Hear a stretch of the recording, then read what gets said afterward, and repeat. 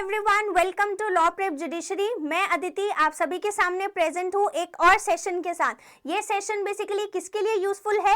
For both IPC और BNS के लिए। ठीक है, हम आज क्या पढ़ने वाले हैं? Basically we are going to study about the theories of punishment. ठीक है, तो 5 तरीके की प्रोमिनेंट जो है वो थ्योरीज होती है हमारे सामने। सबसे पहली जो है वो कौन सी थ्योरी है? रेट्रिब्यूटिव थ्योरी। ठीक है, सेकंड कौन सी है? Deterrent theory.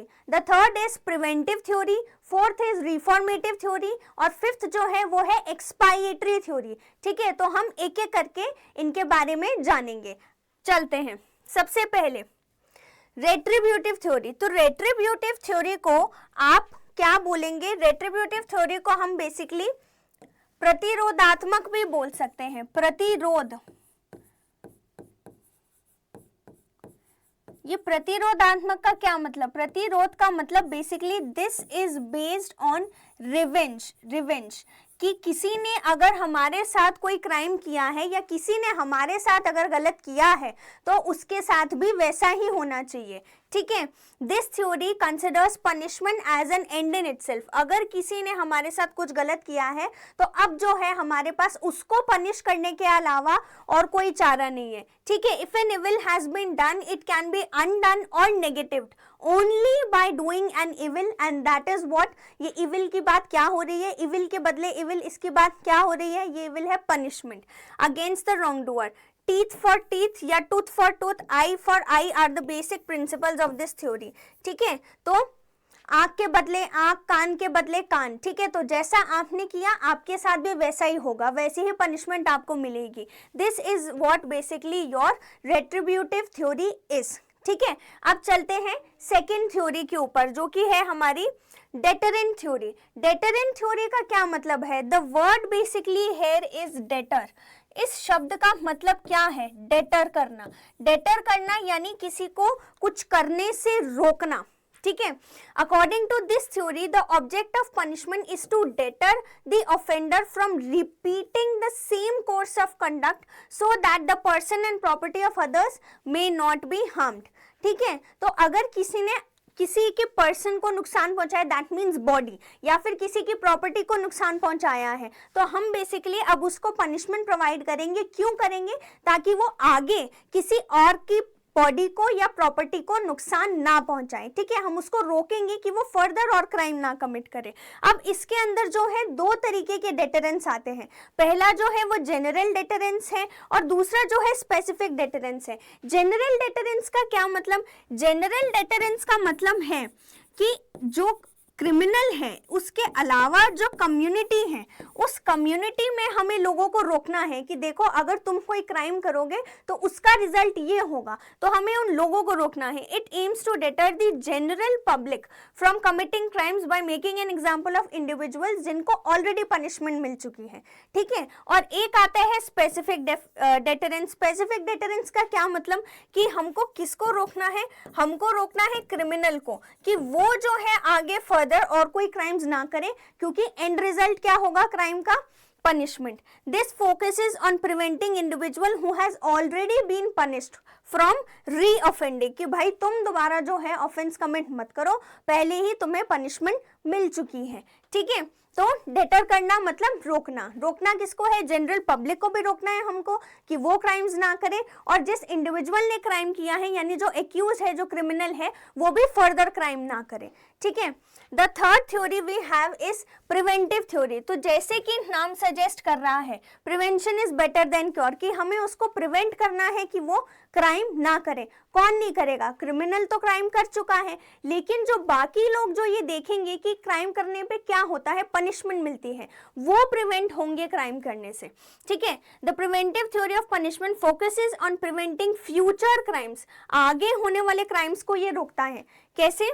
Bye using punishment as a deterrent, कि जब कोई किसी इंडिविजुअल को देखेगा कि उसने ये क्राइम किया था तो उसको पनिशमेंट मिली थी तो वो अपने आप रुक जाएगा। According to this theory the main goal of punishing a person is not to exact retribution, उससे बदला लेना नहीं है, हमको रिवेंज नहीं चाहिए उससे, but to prevent offender from committing further crimes जो हैं वो ना करें। ठीक है, नेक्स्ट थ्योरी हमारे पास कौन सी है? Reformative theory is the most basic and most important theory. क्यों है ये अभी हम आपको आगे बताएंगे। देखो, reformative theory is based on the idea कि पनिशमेंट जो है उसका फोकस किस पे होना चाहिए, कि ऑफेंडर्स जो है उनका रिहैबिलिटेशन हो, ऑफेंडर्स का रिहैबिलिटेशन हो, ठीक है, rather than simply punishing them from the wrong they have done. देखो, पहले जब हमारे पास आईपीसी था तो हमारे पास 5 पनिशमेंट्स थी, but now with the change, now BNS के साथ हमारे सामने क्या है, हमारे सामने एक और तरीके की पनिशमेंट है, which is your community service. इससे क्या होगा, इससे हम एक्यूज्ड को प्रिवेंट करेंगे क्राइम फर्दर ना करने से, प्लस हम उसको प्रिवेंट करेंगे, एक ऐसा माहौल, एक ऐसा एटमॉस्फेयर प्रोवाइड करेंगे कम्युनिटी सर्विस के थ्रू कि उसका रिहैबिलिटेशन होगा।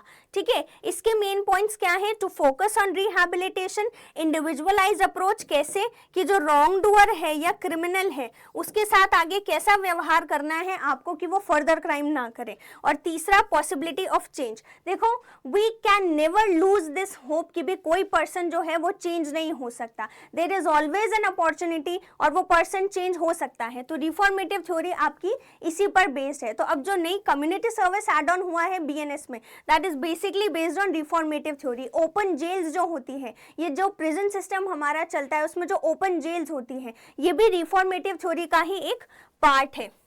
ठीक है, तो basically this is what your reformative theory is. और बेसिकली ये एक ऐसी थ्योरी है, रिफॉर्मेशन जो है, रिफॉर्मेशन मतलब किसी को हम बदल रहे हैं, उसको रिफॉर्म कर रहे हैं, तो इट इज थेराप्यूटिक ऑल्सो। ठीक है, चलो लास्ट थ्योरी हमारी कौन सी थी, एक्सपायरेटरी। एक्सपायरेटरी तो एक वर्ड होता है एक्सपायरेशन। इस वर्ड का क्या मीनिंग है, एक्सपायरेशन का मतलब कि किसी ने कोई क्राइम कर दिया या उससे कुछ गुनाह हो गया है, तो अब वो क्या करेगा, वो उस पर रिपेंट करेगा, वो उस पर रिपेंट करेगा, उसको एक्नॉलेज करेगा इस फैक्ट को कि हाँ मुझसे जो है क्राइम हो गया है, वो किस सिचुएशन में हुआ या मैंने ये क्या कर दिया। बहुत से टाइम्स ऐसा होता है कि किसी का इंटेंशन नहीं होता है बट वो क्राइम हो जाता है, why, due to the unforeseen circumstances. तो उस केस में क्या रह जाएगा उसके पास रह जाएगा रिपेंटेंस, विच इज बेसिकली और एक्सपायरेशन की अब रिपेंट किया है तो एक्सपायरेशन करना है आपको। एक्सपायरेशन का क्या मतलब, पश्चाताप।